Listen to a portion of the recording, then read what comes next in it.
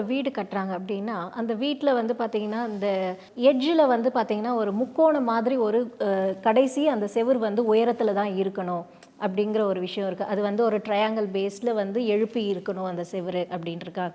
அதே போல் தெற்கு திசையிலேருந்து நம்மளுக்கு வெளிச்சம் வந்துக்கிட்டே இருக்கணும். அதே போல் வீட்டோட கடைசி மூலையில் வந்து உயரமாக இருக்கணும் அப்படிங்கிற ஒரு விஷயம் இருக்குது.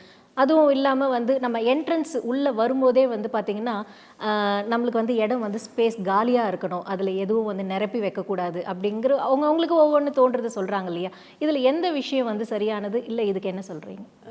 இது வந்து தென்மேற்கு மூலை பகுதி வந்து பார்த்திங்கன்னா உயரமாக இருக்க வேண்டும், வடகிழக்கு தாழ்வாக இருக்கக்கூடிய தன்மையை கொடுக்கும் அப்படின்னு சொல்லலாம். ஏன்னா தாழ்ந்து இருக்கக்கூடிய தன்மை, அங்கே தான் தண்ணியே இருக்கணும் அப்படின்னு சொல்லுவோம். காலபுருஷ லக்னத்துக்கு காலபுருஷ லக்னம் மேஷ லக்னம்னு எடுத்து போனோம். 4ஆம் இடத்துக்குரியவன் யாரு? சந்திர பகவான், கடகராசி. இப்போ கடகராசியில தான் வந்து கடகராசி சந்திரனுடைய வீடுனாவே தண்ணின்னு தெரியும் எல்லாருக்குமே, கரெக்டா? அந்த காலத்தில் எப்படி வந்து வசித்து கொண்டிருந்தார்கள் அப்படின்னா தண்ணி எங்கே இருக்கோ அங்கே தான் வசிச்சுட்டு இருந்தாங்க.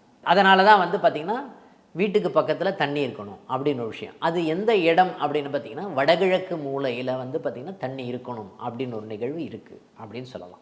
தென்மேற்கு பகுதி அப்படின்ற ஒரு விஷயம் வந்து உயர்ந்து இருக்க வேண்டும் அப்படின்னா எல்லா இடத்துலையும் வந்து பார்த்திங்கன்னா அந்த இடம் தான் உயர்ந்து இருக்கணும். ஏன்னா அந்த இடத்துல காட்டு போடுவோம், எல்லா விஷயங்களும் போடுவோம் அப்படின்னு ஒரு நிகழ்வு இருக்குது. அந்த இடத்துல தான் தலைவன் இருக்கக்கூடிய பகுதி, யார் வந்து முக்கியமாக நிர்வாகம் வீட்டை நிர்வாகம் செய்கிறார்களோ அவர்கள் இருக்க வேண்டிய பகுதி. அப்போ மூத்தவர்கள் இருக்க வேண்டிய பகுதி அந்த பகுதி எப்போவுமே உயர்ந்ததாக இருக்க வேண்டும் அப்படின்னு ஒரு நிகழ்வு இருக்குது.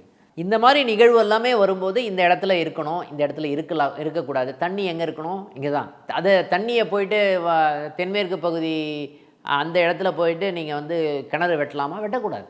அதனால் எந்த பகுதியில் எது இருக்கணுமோ அந்த பகுதியில் அது இருந்தால் வந்து சிறப்பை கொடுக்குமா? கொடுக்கும்.